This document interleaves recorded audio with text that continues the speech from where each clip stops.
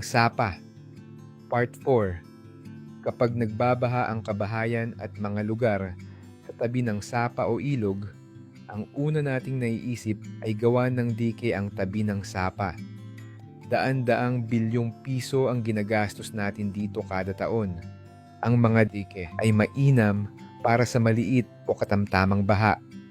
Pero kapag dumating na ang dilubyong pagbaha, ay hindi na ito sapat. Ang pangkaraniwang disenyo ng dike sa ilog ay para sa maliit o katamtamang baha lamang.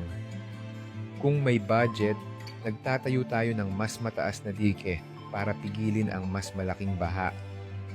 Pero iyong mas malaki pa, na isang beses lang sa buong buhay natin nangyayari, ay hindi nakakayanin. Ito ang masaklap. Dahil sa climate change, mas madalas nang nagaganap ang pambihirang baha na dati ay minsan lamang nangyayari.